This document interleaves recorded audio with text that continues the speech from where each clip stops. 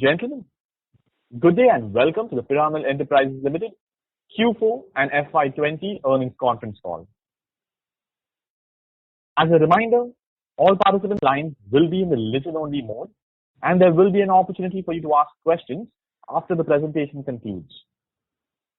Should you need assistance during the conference, please signal an operator by pressing star then 0 on your touchtone phone. Please note that this conference is being recorded. I now hand the conference over to Mr. Hitesh Datta, Chief Investor Relations Officer, Piramal Enterprises. Thank you and over to you, sir. Hi, good evening everyone. I am pleased to welcome you all to this conference call to discuss our Q4 and full year 2020 results. Our results materials have already been uploaded on our website and you may like to download and refer it during our discussion. This discussion today may include some forward-looking statements and these should be viewed in conjunction with the risks that our businesses face.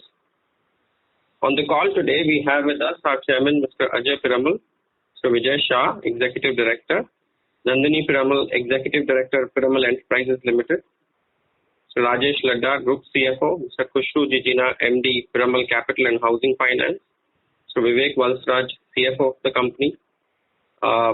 With that, I would like to hand it over to our Chairman and would request him to share his initial thoughts. Over to you, sir. Good day, friends. I hope that all of you and your loved ones are safe. These are really extraordinary times and perhaps the most important thing for all of us is to ensure that you are safe and so is your family. These are uncertain times, but with this as a background, let me cover what we have done in the last year. In the first quarter of last year, you would remember that we had committed to bring in equity of 8 to 10,000 crores. Despite a volatile market environment, we've exceeded our commitment and were able to bring in 14,500 crores of capital, out of which $950 million, which is 6,800 crores, was from the sale of DRG, a transaction which closed in end February in the midst of the COVID-19 crisis in the US. We could raise 1,750 crores as preferential equity from CDPQ, which has been a long-standing investor with us.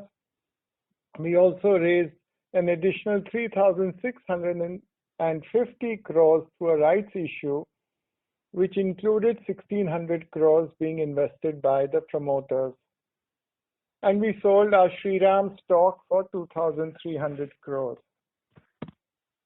So these measures helped us increase our equity base to 30,500 crores and significantly deleverage our balance sheet, resulting in a net debt equity of 1.2 times, which was compared to a net debt equity of 2 times at the end of March 2019. In addition, we remain on track to raise growth capital for our pharma business through a minority stake sale. Further, as we had said earlier, we will be exiting our investments in Shriram companies at an opportune time to realize maximum value. Coming to this quarter, during this quarter, revenue declined by 2% to 3,341 crores. And we had a net loss of 1,700 crores. The full year performance, year ending FY20, saw a revenue growth of 10% to 13,000 crores and a net profit of 21 crores.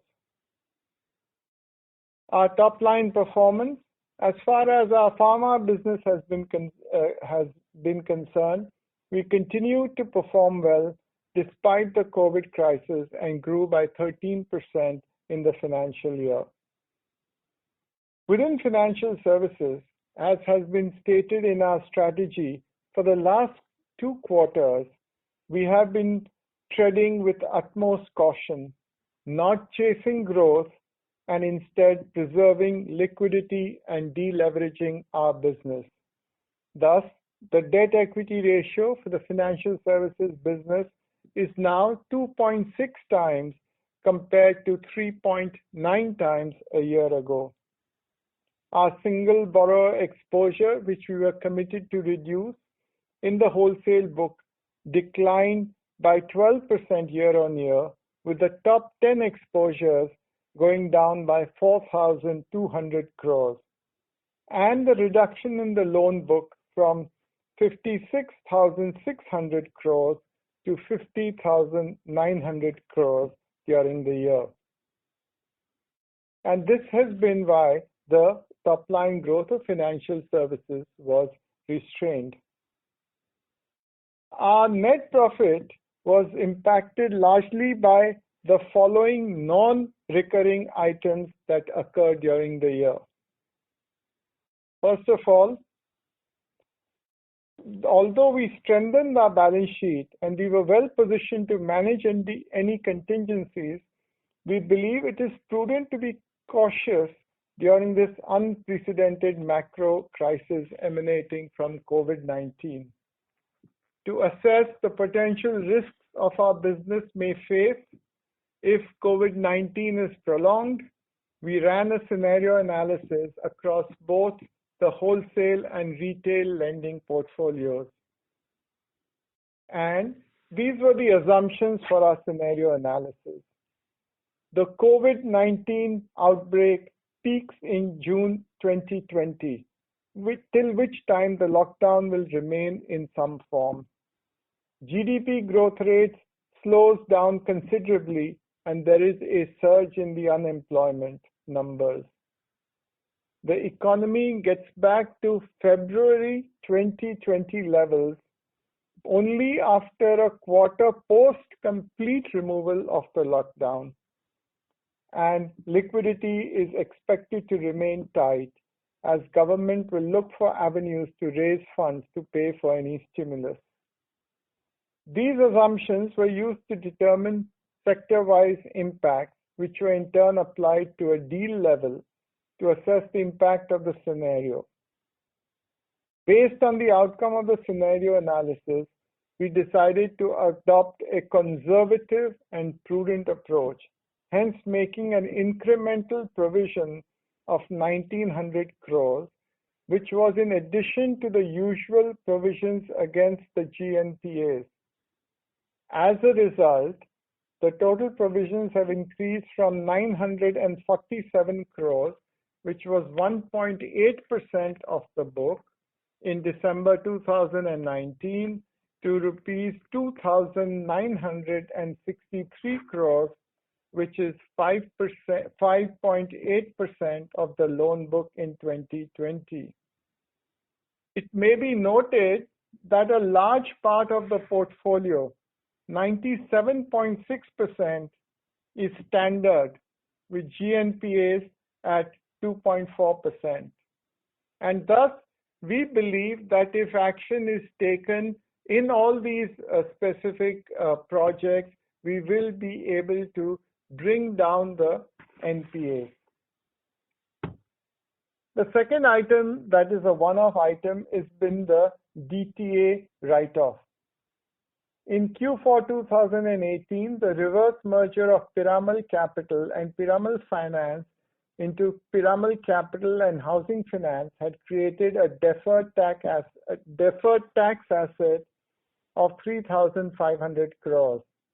In September 2019, the corporate tax rate was reduced to 25% from 35%, provided companies do not avail some other tax exemptions or incentives. Given the comparative advantage, we have opted for the new tax regime. As a result, there is a one-time non-cash impact from DTA write-off and MAT credit reversal of 1,760 crores. However, we will continue to get similar benefit towards profitability and cash flows in future by paying the tax at the reduced rate of 25%. The third item has been the gain on the sale of DRG. DRG was sold for a consideration of $950 million, and we recorded a gain of $100 million net of transaction costs on this. And this has been reversed to determine normalized profit. Therefore, the overall impact of the one-off non-recurring items has been that the normalized net profit of the company grew by 40% to the quarter to 807 crores and grew by 22% for the year to 2,615 crores. I will now go for the business-wise performance. Before that, let me just give you a look into the revised capital allocation across our businesses, because I know that many of you have been asking us this. Post these capital initiatives and adjusted to the one-off items that have impacted this quarter's P&L, we now have an equity of 30,500 crores. And the gross debt for the company has been lower by 14,000 crores from 56,000 crores to 42,000 crores as of the end of March. This leads to a current net debt to equity of 1.2 times versus 2 times in March 2019. The financial services book has a loan book of 51,000 crores. As I mentioned, to maintain the net worth post creating the additional conservative provision, an additional allocation of 2,000 crores has been done to the financial services book from the unallocated equity pool in Q4. Post the revised equity allocation, adjusted to the one-off items during the quarter, the business now has an equity of 15,600 crores and borrowings of 40,000 crores to come to a leverage ratio of 2.6 versus 3.9 in March 2019. For the pharma business, revenues have been 5,400 crores with an EBITDA margin of 26%.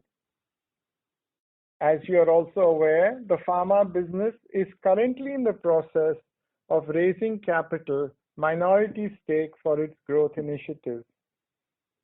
Therefore, in addition to both these businesses, we have an unallocated equity pool of 10,500 crores. Coming to the pharmaceutical business, pharmaceutical companies are playing an important role in these tough times, making pharma one of the safest and most resilient industries in this period of uncertainty.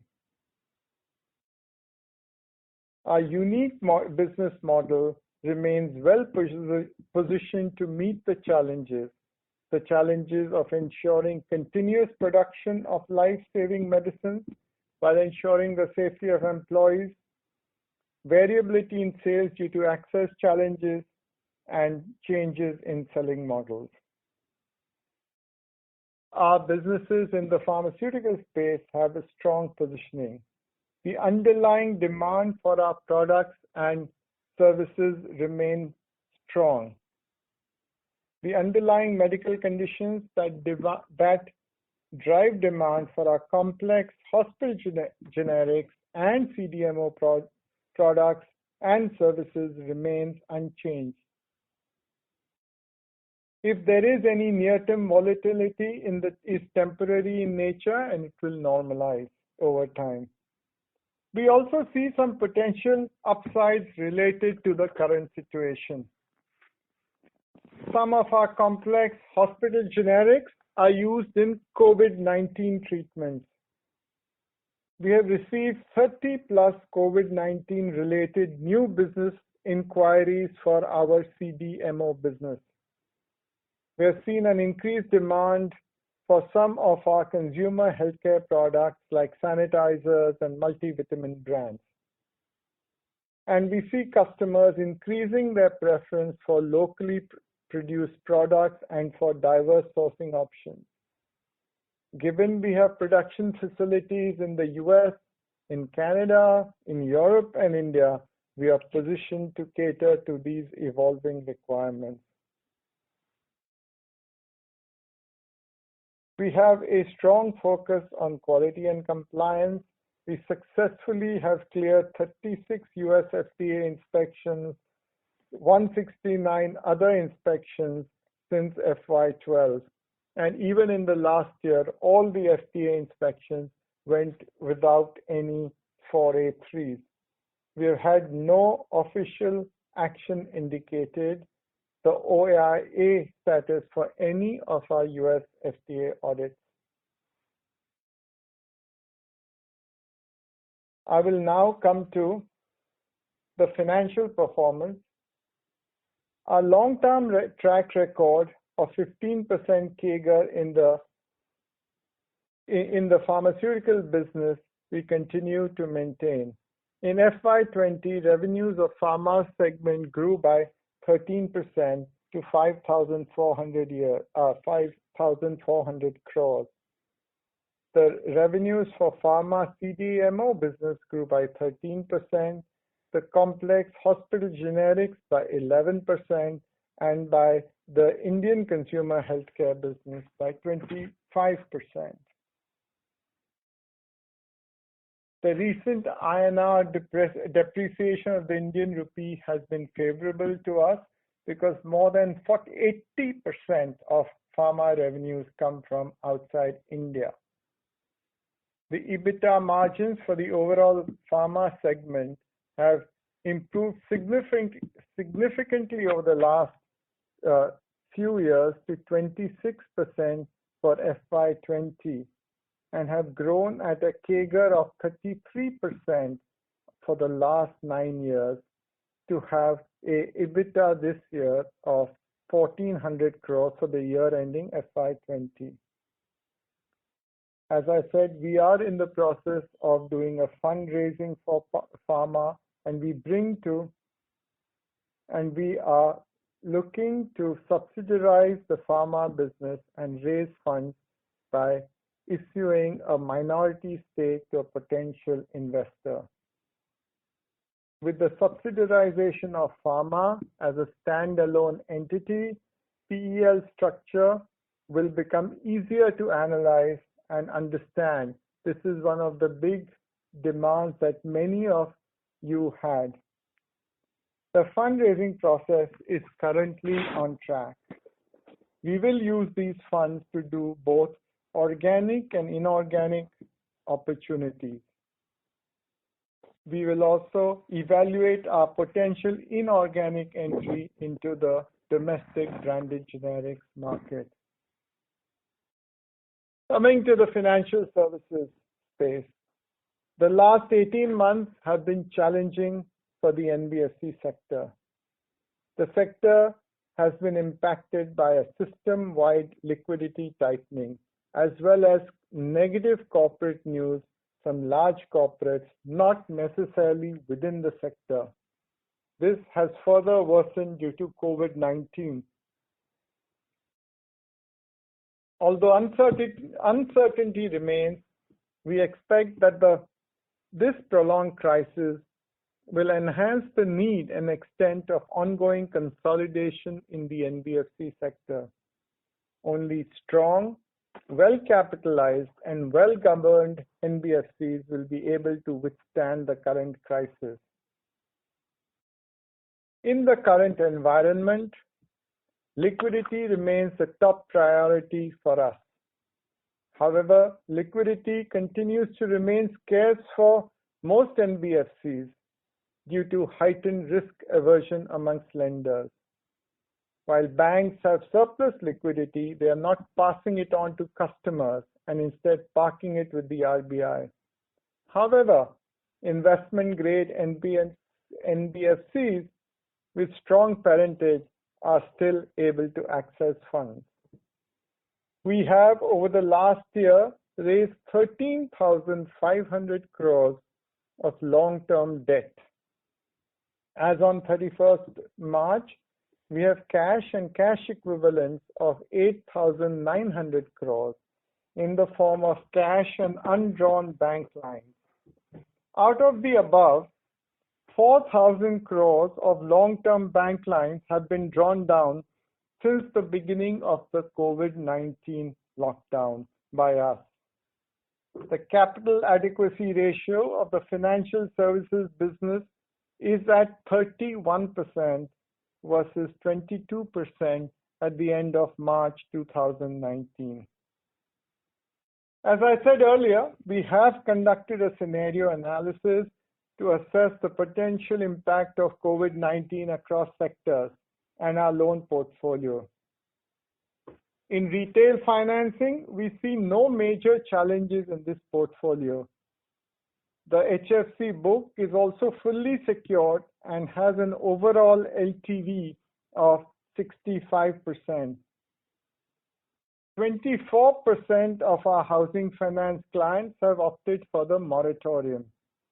Also, we are consciously trying to improve the quality of book by allowing favorable client attrition to happen from a risk management perspective. In the wholesale financing, we are closely monitoring and taking the necessary actions. The real estate sector has faced several major headwinds. While our portfolio is entirely secured, we continue to monitor it closely. Based on our engagement with developers, we are also initiating mitigation actions. In the corporate wholesale portfolio, other than real estate, COVID-19 has a significant impact on the overall economy.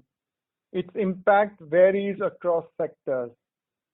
Within our corporate lending portfolio, we are in active discussions to downsell part of this portfolio as we continue to reduce single borrower exposures.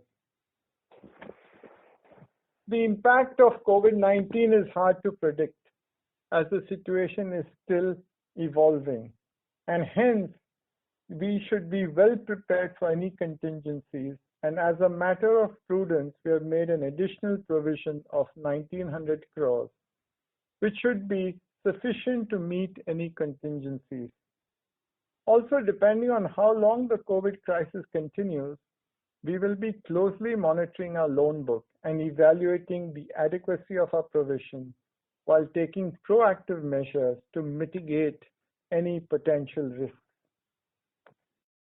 In the current lockdown environment, we have ensured that there are enough funds with us to meet our and our clients' liquidity needs as well.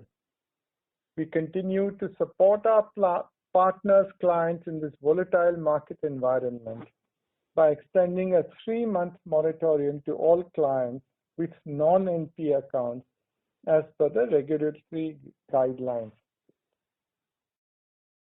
As the lockdown opens, we will ensure that construction does not stop for our existing projects. We are also committed to further diversifying our loan book and making it more granular by doing refinancing, downselling to reduce our single borrower exposure, creating fund-based platforms to tap opportunities in wholesale lending. In addition, we are building a fully tech-enabled multi-product lending platform to target significant future growth opportunities, to increase our share of housing finance in our loan book, and to build a retail financing multi-product lending platform, which would be digital at its core. The competitive intensity in the retail financing space is expected to reduce due to COVID-19 as some existing players may vacate the space. As we do not have a legacy of a retail financing book, We will incorporate learnings from the current environment and build the book more conservatively. We plan to utilize the next few months to build technology infrastructure and acquire key talent.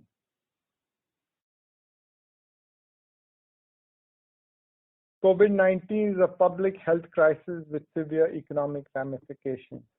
We have significantly strengthened and deleveraged our balance sheet through multiple capital raise initiatives and significant reduction in debt over the last 1 year.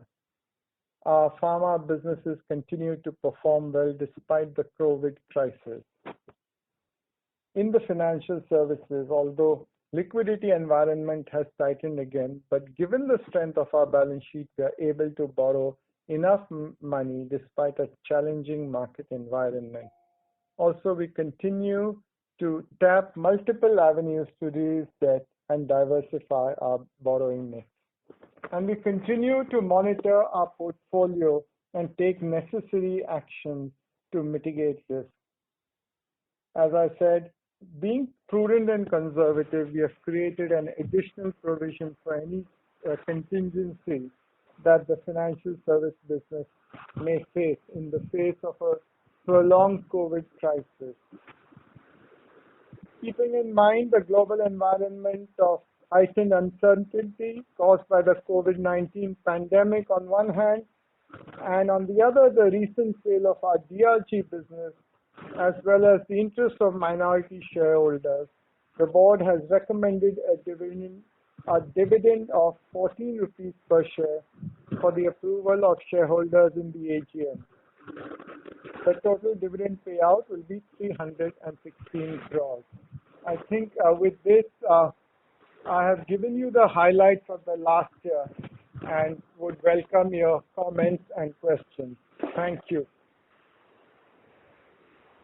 Operator, we'll take questions. Sure, thank you very much. We will now begin the question and answer session. Anyone who wishes to ask questions may press star and 1 on their touchtone telephone. If you wish to remove yourself from the question queue, you may press star and 2. Participants are requested to use handsets while asking questions. Ladies and gentlemen, we will wait for a moment while the question queue assembles. To ask questions, please press star and 1.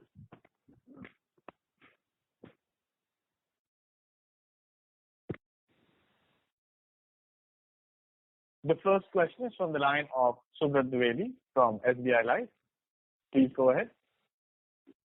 Yeah, hi sir, and thanks for taking my question. As expected, the real estate sector might take some time to pick up, and so cash flows from that business might take some time before they accrue. We have around 10,000 crores of repayments lined up over the first 2 quarters.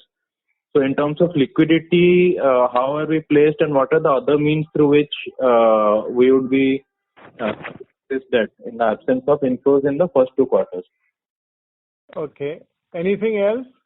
Apart from that, I just had one more question. The pharma business inflows through the minority stake sale, that will come in Piramal Enterprises Limited, right? And how will that be used? Yeah. That's it from my side, sir. Okay, I will ask Mr. Vipul Thakur to answer the questions on the liquidity. I think Vipul is not on the speaker. Rajesh, can you, Rajesh, Yeah. Mr. Rajesh Ladda will answer that. Can you answer both then, Rajesh, real estate and pharma? Yeah, okay. So hi, we have about 9,000-10,000 crores of repayments coming up in first 2 quarters. That's right. But if you had noticed, we carried about 4,000 crore of cash and cash equivalents into the new financial year. So that is one part of the thing. After that, we already have got cash inflow from 2 banks, State Bank and Punjab National Bank, to the extent of 4,000 crores in April.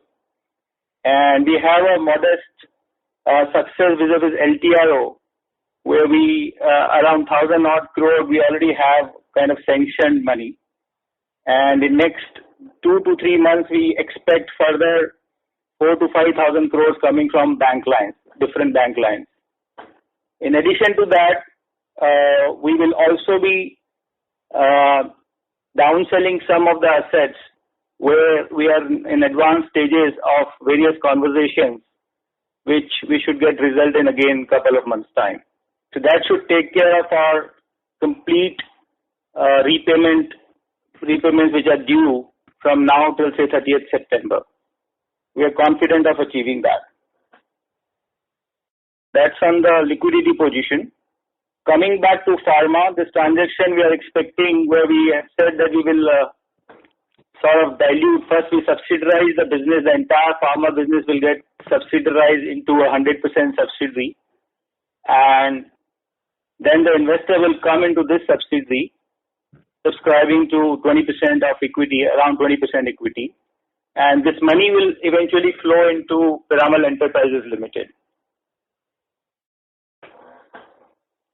Does that answer? Yeah. Thanks a lot. Thank you. Thank you. The next question is from the line of Tarang Agarwal from Old Bridge Capital. Please go ahead. Good evening. I have a couple of questions relating to the pharma business. One is, what is the debt in the pharma books? One. Second, what is the goodwill that can be attributed to the business? And third, considering our CDMO facilities, from the current levels, what are the additional revenues that we can anticipate to ensure full utilization of facilities? Yeah. Again, Rajesh, please answer the questions on debt and goodwill, as well as all the pharma. Yeah. So I think the first question was on the debt level in pharma. The debt level currently in pharma business is about 4,500 crores.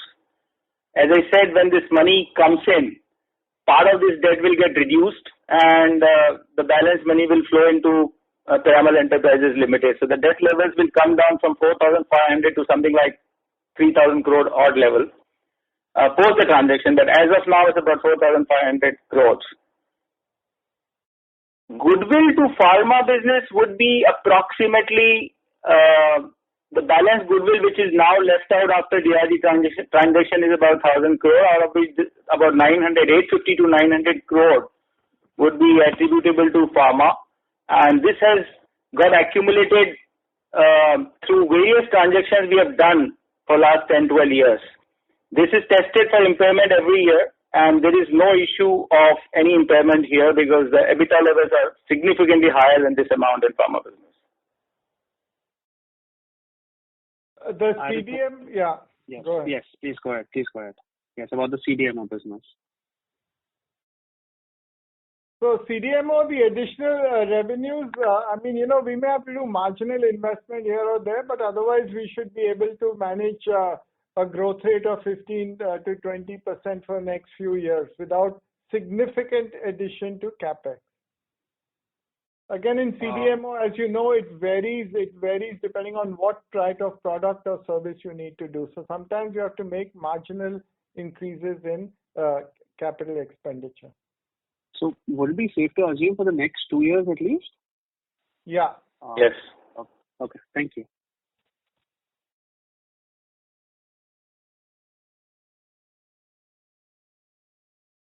Thank you. The next question is from the line of Antariksha from ICICI Prudential Asset Management. Please go ahead. Yeah, am I audible? Yes. And in the financial business particularly, can you walk us through what is on the moratorium side, as in how much of your book is under moratorium as per the guidelines, and have you approached your banks for the liability moratoriums as well? Yeah, Rajesh.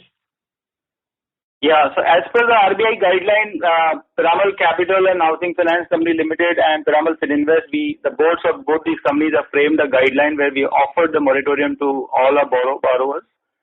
I would say 85 to 90% of these borrowers would opt for the moratorium. starting from March till 31st May, unless and until it's again further extended. So on the lending side, we have offered this moratorium, and 80 to 90% of these people, as I said, would opt for it. As far as our borrowing is concerned, we have approached all the banks. Wherever banks have agreed based on their respective boards' policies, we have availed that. But wherever banks have not agreed or their boards have not positively favored the moratorium policy, we have repaid the money to those banks. I just want to add one thing, that the retail customers, retail book is about 5,600 crores. Only 20% have asked for a moratorium. All the others are on track for payment. Sure. On the liabilities, sir, roughly what would the split be like? So would you have got a moratorium, say half of the liabilities from banks, or would it be even larger? Banks would be about 65% now. 60 to 60. Moratorium is not 65, I think. No, how much of that is moratorium? Moratorium is only for 3 months. That would be about, total would be about 1,500 to 2,000 crore. Oh, okay. Sure. Payable between, say, 27 March till 31st May. All right. And out of which I would say about 50% is already paid, wherever the banks have not agreed. Okay. And the second one I wanted to ask, sir, you briefly alluded to your wait and watch strategy in retail. I just wanted to ask, from a medium-term perspective, where do you see the retail business? As in, what products would you like to have? What cost of funds would they entail? And what strategy is something that you have thought of? I think we will share the retail strategy in detail. As I said, we are building a technology platform. We are looking at different segments, and we will talk about it in more detail at the next time. Okay.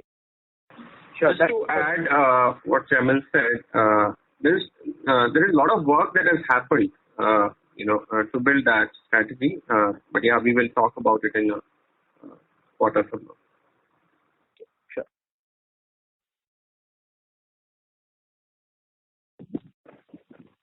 Thank you. The next question is from the line of Praful Kumar from Pinpoint Asset Management. Please go ahead. Hi. Good evening, sir. Thanks for the opportunity. Just one question on the consumer business. I think you have done recently more hirings. Can you give us some more details on how do you want to scale up that business, given that the competition would be much more benign and you have enough capital? So some more thoughts over a medium term on this business, please. Thank you. So as I said, I think we would like to discuss this in much more detail at a later stage. Maybe we'll have a separate session on that. But what we are doing is that we are building technology, digital at the core, and we are building different platforms. We already have a start with some of the housing finance, so we are going to use that infrastructure as well to build this. We are looking at different segments in this. As you have said, that we have recruited a very good team of people who have done this before. So we feel that there will be a significant untapped market potential, and this will create long-term growth opportunities. We'll conservatively build a book, and all the learnings that we are getting from the environment we'll take into account. So let us share with you a little more details a little later. Great, sir. Thank you and all the best. Thank you very much. Before we take the next question, a reminder to participants that you must press star and 1 to join the question queue. The next question is from the line of Allocation from Motilal Oswal. Please go ahead. Hi, and thanks for the opportunity. The first question is, on a sequential basis, we see there is almost 10% kind of a drop into the financial services revenue, whereas the loan book is almost flat QOQ. Any specific reason for this? No. So as we've said before, that as far as what is important in this time is to ensure that liquidity is there. And we had said at the beginning of the year that we want to focus on the book becoming more granular and more diversified. And therefore, we are consciously bringing down some of our exposures by either downselling them or That's the main thing. So we are focusing on that, and we are actually going to bring down some of this book in the real estate sector down, as well as some of the corporate wholesale book down in the future. I think this is what our strategy has been, to become more granular, more diversified. And it takes time to build up the consumer lending space, and especially seeing what the environment has been for the last couple of months, we've also been more conservative. I agree, sir. I agree on the growth part. Just that my question is, on a sequential basis, loan book is flat versus the revenue decline of almost 10%. And the mix shift has not been that material. So any specific reason for a 10-12% quarter-on-quarter drop in the revenues for FS business? Yeah, Rajesh, you can answer that.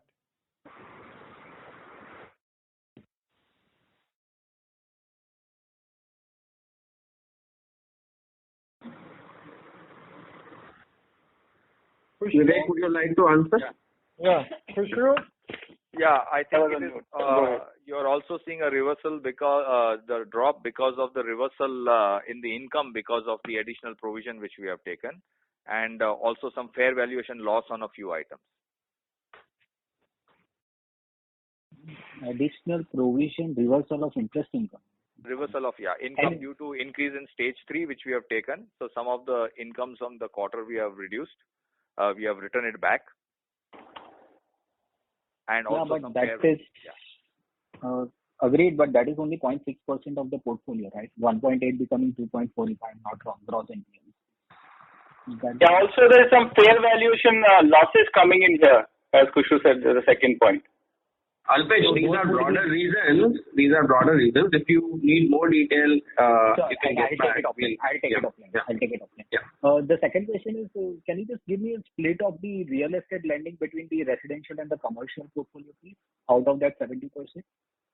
Yes. Does that remain 47-23 only, or there is some shift on that? So the commercial portfolio is 3,900 crore. Out of which, so let me explain, it's 3,900 crore. Again, it is split between under construction projects, LRD and LAP. And the point here I would like to make is that, today commercial is going through a lot of stress because of of COVID.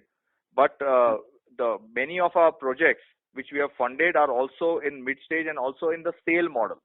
So it's not that it's in the lease rental model. So those projects are continuously selling. It could be smaller offices, etc. I just wanted to make that point. So it's not necessarily the typical commercial offices where you make and then you lease it out to large corporates and then do an LRD. Okay. So to answer your question, Alpesh, the numbers look similar because in those commercial thing, we also include LRD and we also include hospitality. So that's the overall commercial point. So from your perspective, the answer says that the numbers are 47-23 out of that 70. Right? That would be the broader mix which was there as a first. Yeah, so hotel deals are there where we have given loans to some of the best brands, and these are all operational hotels. And then we have some part of which is LRD again. So that's the combination that. If that helps you. Sure. And if I can ask one more question. One is related to the goodwill at the FS level, that 10,000 crores of goodwill, that continues, right? There is no change in that. So when I look at the financial services asset of around 60,000 crores minus the loan book of around 50,000 crores, that 10,000 crores is that reverse mortgage. That goodwill lying at financial services arose due to the reverse merger of Piramal Finance into Piramal Capital. That continues. That's again tested for impairment and there is no issue whatsoever. Okay. But it doesn't come in PEL consolidated book. Yes, that gets eliminated at PEL consolidated level. So there is no impact on consolidated balance sheet. Okay. Sure. Thanks. If I have more questions, I'll come back. Thank you. Thank you. The next question is from the line of Abhijit Tibrewal from ICICI Securities. Please go ahead. Yes, thanks for taking my question. So this 250 or rather 260 crores of additional GNPA that you have, can you give some color which account has slipped here? Hello? Yeah, can you hear me? Yeah, basically, before I answer the question, let me just reiterate what Chairman said, that this time we have additional specific provision and a general provision of 1900. The major reason for the increase in the specific provision is an account in real estate called Marvel, where we had a 208 crores of exposure, where we did a one-time settlement with them with taking a loss of 31 crores. So that is why you see the GNPA going up. So that's one single item which has increased. We have also in stage 2, while we are in negotiations for selling of the assets of Mitra Group, which I won't be able to discuss because we have signed the NDA, but we have taken a specific provision of 340 crores. Right, sir. So just these two, Marvel Group and the Mitra Group, do they explain this about 260 crores of movement in GNPA? Yes. Okay. And what would be the broad split of this 260 crores across Marvel and Mitra?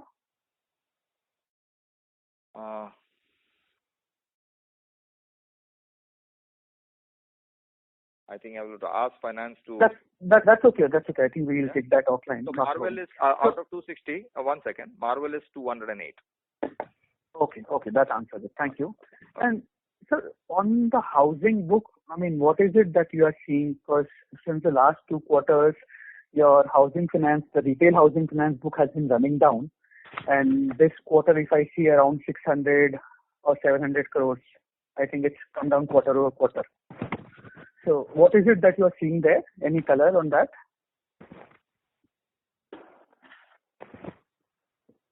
Yeah, Khushru, you can answer that. Yeah, so let me answer as Chairman said, that basically, I think we said it in the last quarter also, that while the focus remains on creating a very healthy housing finance and a consumer finance book, we have changed the strategy. I think we mentioned it last quarter call, and basically bringing in more digital and cutting down the cost, because today the cost of funds are high. So what we are really doing in the last quarter is that looking at the headwinds, wherever we feel, one is that we feel that this portfolio looks risky, we are actually encouraging the portfolio to be sold off to somebody else, and that is why you're finding at one end the portfolio coming down, and we continue slowly but surely to put in new money into the affordable segment or the mid-market segment where the ticket size is small. So I think you will see this for the next few quarters, where you will see that the net growth may not be much, because there will always be one element of a downselling or balance transfer, and the other would be the new loans being put in, if I have answered your question. Yes, sir. So I remember your comments from last quarter. But what I was really trying to understand here is, I mean, for how many more quarters do you expect this rundown in the retail housing finance book to continue? I won't be able to tell you how many quarters, but probably yes, it will be for some more quarters to come. As you know, in this COVID situation, things are slow, and we want to be very conservative in what we do. Liquidity is the key right now. We are assessing, since we have a relationship with all the developers, major developers in the cities. So looking at the portfolio, which projects are doing, the construction is on, not on, because at the end of the day, we need to be sure of the completion of the projects. So that's the strategy we are adopting. But it will take a few more quarters where you will see, sell down continuously happening while the new big book can also be built. But I cannot really tell you whether it's 3 quarters or 4 quarters. Sure. So fair to assume that this new technology platform that we are building for our consumer lending, even housing finance, the retail housing finance book, you're planning to do through some digital platform going forward? Yes. Not only digital platform, even the segmentation would be more granular, a smaller type of loans, etc. But yes, answer is yes. Sure. Thank you so much.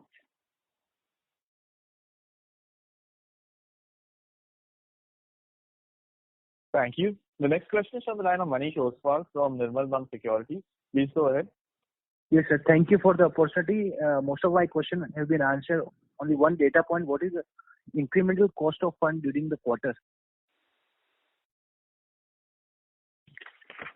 So, as I mentioned earlier, we have been able to borrow the large quantums of money from banks recently, where the borrowing has been done between 9.5% and 10% incremental borrowing.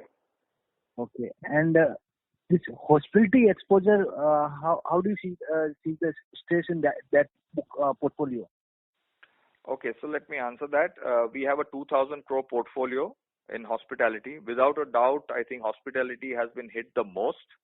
There's no doubt, and I think it will take a while it will be expect at least 18 months for it to recover. Talking about our portfolio, basically the loans are to all the operating assets. They're not a single asset which is under construction, and all the top brands, whether it's a Marriott, whether it is Taj Group, whether it is Hyatt. But we'll have to wait and see how it plays out. The other positive part for us is that our LTVs are low. They are below 65%. But again, we'll have to wait and see how this whole thing plays out. Sure, sir. Thank you very much. Thank you. The next question is from the line of Jignesh Shell from NK Global. Please go ahead. Yeah, hi. Thanks for the opportunity. Mostly all my questions have already been answered, but just wanted a couple of data points to get clear. On the liquidity side, can you again repeat how much is the LTRO you could manage to draw this or already has drawn, and how much is you're expecting to draw in next 2 quarters? So LTRO, as I said, we have something like 1,000 crores already sanctioned under LTRO scheme. This was the LTRO 1. LTRO 2, unfortunately, right now is not applicable to the housing finance companies, and therefore, for some strange reason, we will not be entitled over there. So right now, we are looking at about somewhere between 1,000 to 1,500 crore of availment during LTRO 1. And have I understood correct that the bank moratorium that you availed is roughly around 1,500 to 3,000 crores? Is that my understanding correct? Yes, 1,500 to 2,000 crore starting from 27 March till 30th June. Part of it we already paid off wherever banks have not agreed to extend it. So the moratorium today is 750, no? Yeah, half of it has been paid. Yeah, understood. Yeah. Understood. Roughly around 2,000 crore. And now, Mr. Kushru has already highlighted the hospitality 2,000 crores hit the most. Now here, the way lockdowns are happening, even LRDs would not be doing great at this point of time, right? That is how we are looking at that particular business, number one. And number two, on the housing finance side, I understand that you are seeing some sort of a decline. And but now with the rate of interest falling down so sharply, don't you see the the competition from banks would be increasingly becoming challenging for NBFCs or HFCs to maintain? Because if we are borrowing at 9.5 or 10, the lending would be a challenge, specifically in the housing finance segment. So the housing finance is not, we are going to look at, that's where we're using technology and digital at the core to go to those clients which normally public sector and other banks don't lend to. So to go to the tier 3, 4 cities and to go to those who are the non-salaried class. That's where, with the help of technology, we identify the right customer, the right credit risk, and do it. That's the way it will have to go on. Understood. And anything on this? Yeah. On the LRD piece, we have 940 crores of LRD today. And while we'll have to wait and see how things play out if it gets worse, but as of today, this LRD is mainly to marquee assets in BKC of the Vadhva Group. That's the major one. And the clients there have not asked for any deferment, and they continue to pay the LRD as of now. Understood. And just one last one. You are saying so two things actually. A little more color on your overall real estate book, if you can give it on the area specific wise. I mean zonal wise or east, west, south, north. How much you are exposed to, where you see a bigger risk out here. And number two, since obviously financing will still not be a challenge that you could finance them up. But looking at the lockdowns and the migrants moving away and all, do you think so the pain in real estate is going to be much longer than anticipated. What's your view over here? And that's it from my side. Okay, so first let me ask you a question. So how long do you anticipate? And then I'll answer that. No, sure. So look, I've been tracking this since a while, but looking at the way people are moving away and the standstill I see even for the Oberoi's or L&T reality and all, I don't think so. Any of the projects which were supposed to be doing it in the next 12 months will get a minimum extension of around 6 to 12 months further. So minimum of 12 to 18 months is bare minimum, and that too I'm expecting for the very good guys, where the probably L&Ts or Oberoi's are concerned. But I just wanted, because we've been a veteran in this industry, you will be able to give me a little more clarity over this. So in fact, let me start from where our chairman was talking, that basically this extra provision of 1900 crores, I'll just link it to that. And every time, if you have seen that whenever there has been any tsunami, we have always looked at our book and come back with a stress test analysis. This time, obviously, it is far more severe, and that's why we had to look at macroeconomics also playing out. But coming to the little more micro and looking at our book, you are absolutely right. We actually did the same assumption, that we will assume that there'll be zero sales, zero construction, and zero collection for the next 3 quarters, and maybe then it will just slowly limp back to normalcy. And not again come back to normalcy immediately, it will limp back to normalcy. We needed to do that for 2 reasons.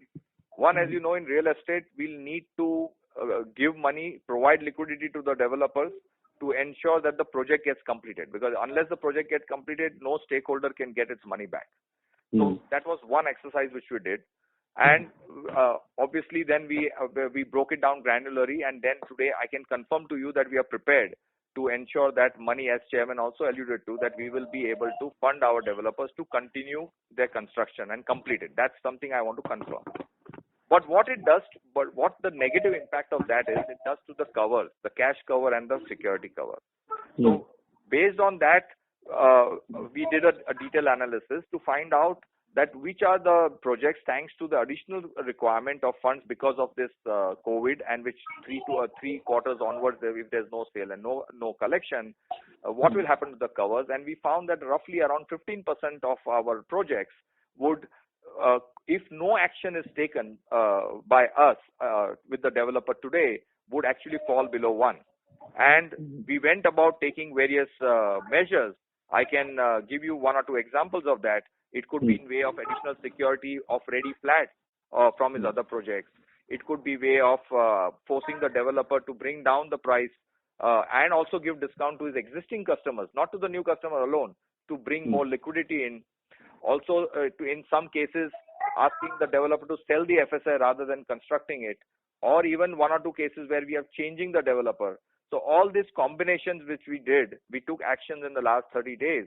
And that's how while we have provided 1900 crores, we actually have resolution plans to ensure that, this is a more probable and hypothetical number and a conservative number, if I have answered your question in all respects. Yeah. That's very helpful, sir. Thanks. I have couple of questions on consumer financing, but I'm completely off there. Probably next quarter, once you announce something, we will come back on this. Thanks a lot, and all the best. Thank you. Before we take the next question, we'd like to inform participants that in order that the management is able to address questions from all participants in the conference, please limit your questions to 2 per participant. Should you have a follow-up question, we request you to rejoin the queue. We take the next question from the line of Tushar from Motilal Oswal. Please go ahead. Good evening, sir. Just on the EBITDA margin for the pharma business, now that we are at 26%, and which is even better than the guidance given at the start of the year. And you have mentioned the margin drivers as well. Just quantitatively, if you would like to guide for the next upcoming couple of years in terms of EBITDA margin for the pharma business. We are not giving guidance for the future, as you know, so I don't want to give. But you are seeing that the trend, the margins are healthy, and they will continue to remain healthy. Okay. And if possible to share at least the pecking order in terms of the EBITDA margin for our 3 segments, as in CDMO, hospital generic, consumer healthcare. in terms of the EBITDA margin in each of the segments? Yeah, so pecking order will be the hospital generic, CDMO, and it varies in CDMO depending on the services and products, and then will be the consumer. Okay. Have you turned EBITDA positive for the? Yes. Yeah. Okay, great. That helps. Thank you. Thank you.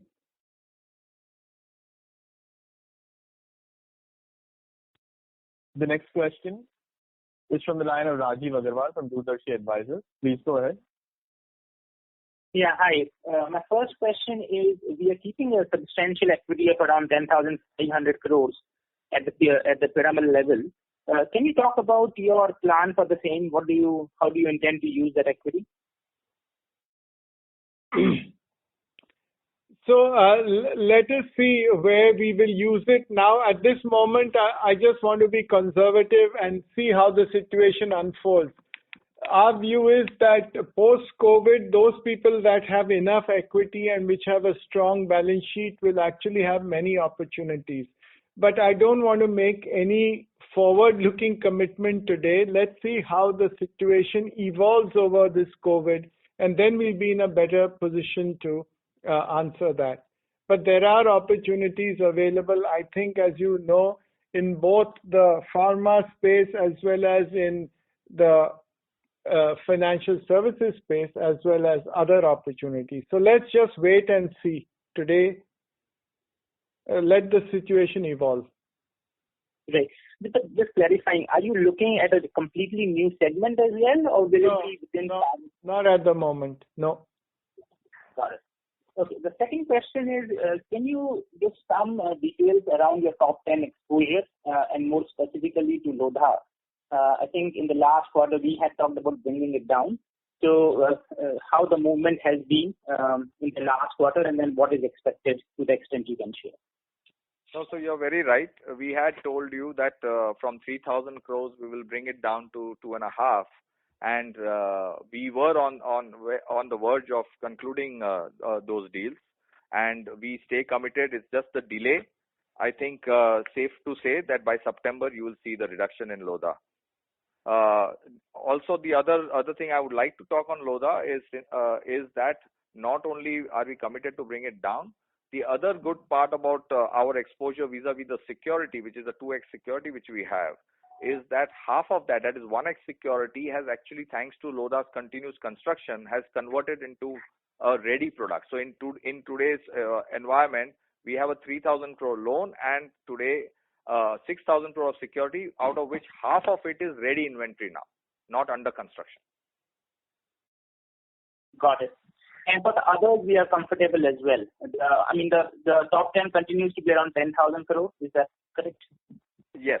So as Mr. Piramal mentioned, we have a plan to bring it down in this next 6 months, whether it is in real estate or in infrastructure. In both. We are working on both of them. Got it. And then on the corporate loan book, we have taken a provision of 1,900 crores. Can you segregate how much of that is towards corporate loan book, and any more color that you can give on the corporate loan book? I think I'll give the color on the corporate loan book and then leave it to Rajesh to talk on the provision.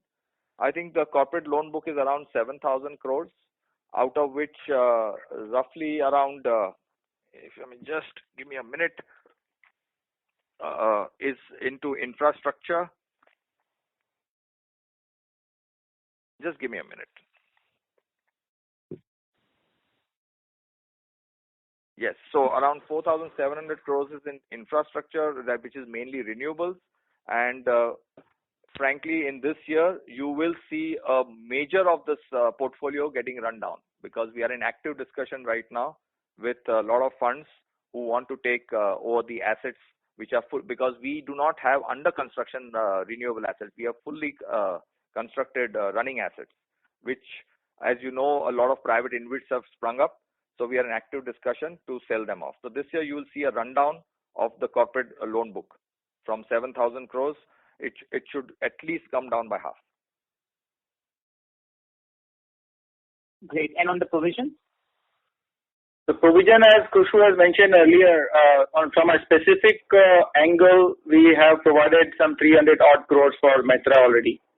And apart from that, we, as has been mentioned earlier, we have created this COVID additional provision of approximately 1,350 crores, even for the assets which are standard and maybe falling as standard accounts. So that you can take approximately 3 to 4% provision even on standard assets. So just to clarify, the 1,350 crores is the provision to the corporate loan book, is it? Sorry? No. How much of the provisions is to the corporate loan book? We don't have segregation of provision between corporate and non-corporate. The point I'm making is out of corporate, Metra is one large account where we made a specific provision of approximately 325 crores. So that's specific provision against one asset. Apart from that, out of this 1,900 crores, 1,350 crore is additional provision which then gets attributed to all the assets. Got it. Right, so that will be about, as I said, about 3% of the total, say, loan book, corporate and non-corporate. Got it. Thank you very much. Thank you. The next question is from the line of Aditya from Citigroup. Please. Hi. On the additional provisions, could you just clarify, so is all of the 1,900 crore in addition to any RBI mandated requirement due to the moratorium, or a part of this is because moratorium was given, so some provision had to be made? No, there is no RBI guideline to provide anything incremental due to moratorium. That only applied to banks, I think, not to NBFCs and HFCs. Okay. And you mentioned the 80 to 90% of borrowers opting for moratorium. I assume that was by number. So what is the number by percentage of book? So 1,500 crore was the moratorium asked. No, sorry? I'm asking on the lending side. Yeah. So 1,500 crore of the total AUM is people who have asked for moratorium. Moratorium, that's right. That's from the retail. Is that right? Wholesale. No. 1,500 crore worth of installments which were due. Yeah. Have been asked as moratorium, not 1,500 of AUM. Okay. Is it possible to tell that in AUM terms? The entire AUM, no? So retail as we said, 20-25% of the retail guys have asked. That number will be large. This 20-25% will be in for retail, and then on the wholesale side, by value, 1,500 crore would be. Developers have asked for moratorium today. Moratorium. Yeah. Sorry, the voice broke a little. What did you say on the wholesale side? No, on the wholesale side, most of the developers have asked for the moratorium. Got it. Okay. And on the corporate side, so you mentioned downselling on retail loans and also a bit on corporate, and you mentioned good demand for renewable assets.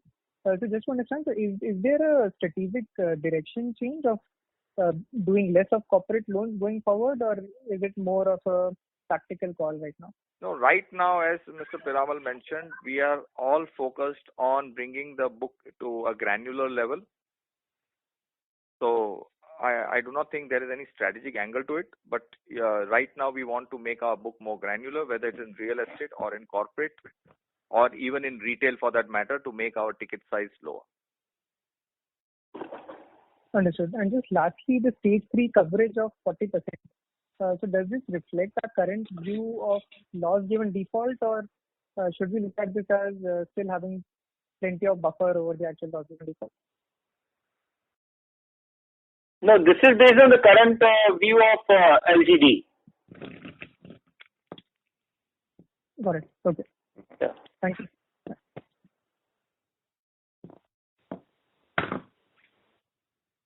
Thank you. The next question is from the line of Kritika Dua from Elara. Please go ahead. Yeah, so thank you. So just two clarifications on something which you've already shared in the call. One, Could you maybe help us understand more on the Marvel deal? Were you the sole lender? And if you do not mind sharing again, what was the the issue and how have we come out of it in terms of maybe selling down and maybe providing extra as well? So in the projects with Marvel, as you know, in real estate, we are always the sole lender, 99% of the time. And in Marvel, the projects where we won, we were the sole lender, number one. The way we did the settlement was that we needed to complete the project, and we wanted Marvel to bring in monies. So he brought in an investor where the monies came in as equity to complete the project, and we agreed out of 208 to take a write-off of 30 crores. Okay. And sir, did I get the second clarification which I wanted? Did I get this correctly? To one of the questions which you were asked earlier on the call, you said that even in the retail, the reason why the retail book has also come off is because of the sell down. And then I think was it correct that it was mentioned that we thought that there were certain risky loans that we wanted to take off the books and we want to only focus on affordable and the less riskier ones. What are the risky are we talking? Are we talking about a commercial exposure here in this retail book, or what was this risky bit that we were sharing? Yeah, as you know that our average ticket size when we started was around 75-80 lakhs. We want to bring it down to 20-25 lakhs. Also based on the profile of the customers, what is happening, and based on our rate. So we are encouraging, I cannot speak much on that, but we encourage a lot of our customers to move to other, and we have been pretty successful at that. Okay, so you mean more from a profitability standpoint, but then, okay, what I understood that you were saying on the risk side. So it's more that you want to maybe go on to the granular bit and you want. It's more to do with the early warning signal. As you know, COVID is having a lot of challenges in various industries. So whatever our early warning signals throw up by the risk, so certain categories we encourage our customers to move to other banks and institutions. But I can't speak much on that right now. Yeah. No, so that's really helpful. Thank you. Thank you. The next question is from the line of Umang Gandhi from Financiology Asset Management. Please go ahead. Good evening, Mr. Piramal. Yeah, good evening. I want to direct the question to Mr. Pushpu regarding the micro group. Can you tell us what is the total exposure of Piramal Enterprises to micro group as on 31st March? So our exposure is roughly in the range of around 1,270 crores, including accrued interest. And we have taken provision of more than 300 crore on it, right? Yes, that's right. And second question is, what is the median timeline of all the projects which we have sanctioned for completion? A rough idea, say 18 months or 36 months, a rough idea. I think averaging our 330 projects and giving an answer for me would be difficult. But say the farthest one. I think probably we'll do some working and come back to you. But it is impossible to guess whether it's 18 months or 33 months or 36 months for 330 projects of ours. The reason for the question is that I was following Mr. Vikas Vogera on the phone call for the reality as well. He is saying that based on the demand supply situation right now, there will be a huge gap between the demand and the supply in the real estate sector, especially in Mumbai. So how are we placed? How are our developers placed? That is what I am asking, because the demand will be only for completed projects, not incomplete projects. I already answered that question when I spoke about how we have gone about doing the stress testing and liquidity provision and our cash covers and the resolutions with that. I think I already answered that. If you still want, we can do it offline. Okay, sir. Thank you.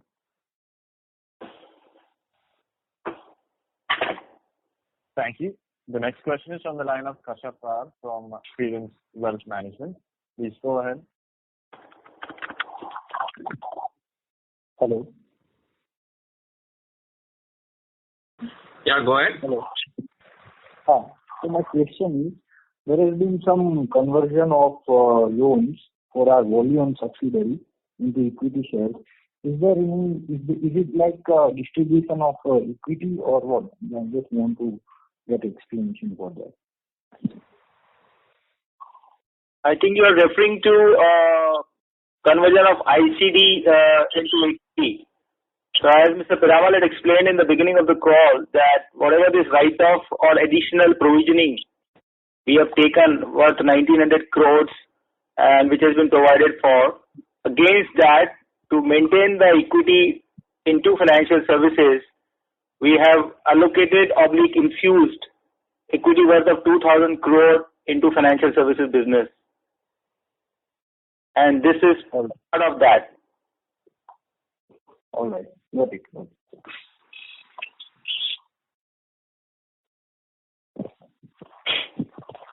Thank you. The next question is from the line of Ritu Shah from Sameeksha Capital.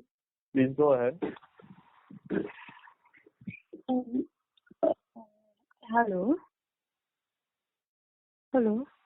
Yeah, go ahead. Yes, ma'am. Please go ahead. Actually, I'm my questions have actually already been answered. So Thank you. Thank you. We'll move to the next question. We take the next question from the line of Niraj Mehta from Equirus. Please go ahead. Yeah, hello, sir.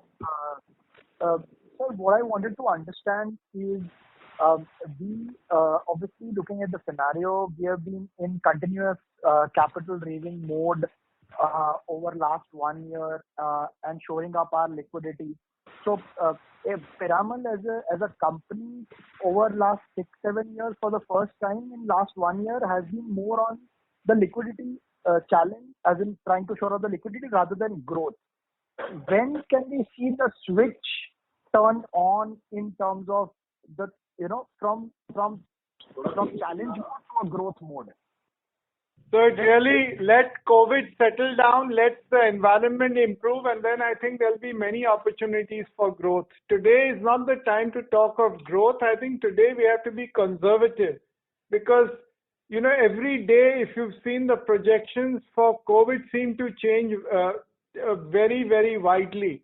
So I would not think that this is the right time for growth. But once you come out of this crisis, those who are strong, those who have a strong balance sheet, who have liquidity, are the ones that will grow. So that's our strategy. And I think you would appreciate that, and nobody expected COVID to take place, but we were seeing that there was such an uncertain environment all of last year, because every day there would be some new negative news, that we thought it's better to be conservative and raising more funds, and that's what has helped us even today. So I can only say that we are watching closely the environment, and as and when the environment improves, you will see it also. So just last one question. Apart from whatever provisioning you have already taken, what do you expect? How much of the incremental hit do you expect both from your wholesale lending? I mean, over this provision, we hope there will not be. That's why we've taken this provision. Okay, thank you. Best of luck. Thank you. Due to time constraints, we'll be able to take one last question. We take the last question from the line of Abhijit Tibrewal from ICICI Securities. Please. Yes, sir. Thanks for taking my follow-up question. I just had one question. Would it be possible to give some kind of a breakup on this 1900 crores of provisioning that you would have done? Earlier in the call, you alluded to something like a 1350 crores that you have done on standard assets. Is some kind of a breakup available of this 1900 crores of provisioning?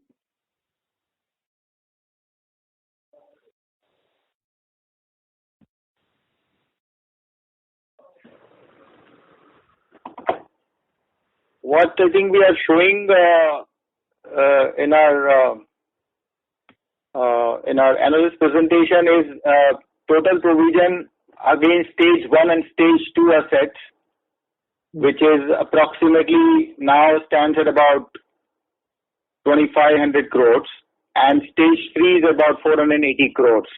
So that's the kind of detail we are sharing. Right, sir. But no such breakup available on the 1900 crores that you've done. In other words, what has been provided for towards some of the stressed assets or something which would have slipped into GNPA. Stage 3 we are giving. Stage 3 we are saying 40% PCR, and the total stage 3 assets are about 1,200 crores. Fair point. Yeah. So this 1,900 crores that you would have done in this quarter, so 1,350 is what you said were provided against the standard assets. Yeah. And the remaining, is what I'm trying to understand. The remaining 550 crores. So 13 plus 3, about 1,700 crore is out of 1,900 crore is for stage 1 and stage 2. And incremental 210 crore for stage 3. And you already were carrying about 260, 270 crore of stage 3 provision earlier. Right. Yeah. Great, sir. Thank you so much. Thank you very much. We'll take that as the last question. I would now like to hand the conference back to Mr. Hitesh Dada for closing comments. Thanks everyone for joining the call. Hope you all and your family remain safe in this COVID environment. Please feel free to reach out if you have more questions. Thank you. Thank you very much. On behalf of Piramal Enterprises, that concludes this conference. Thank you for joining us, ladies and gentlemen. You may now disconnect your lines.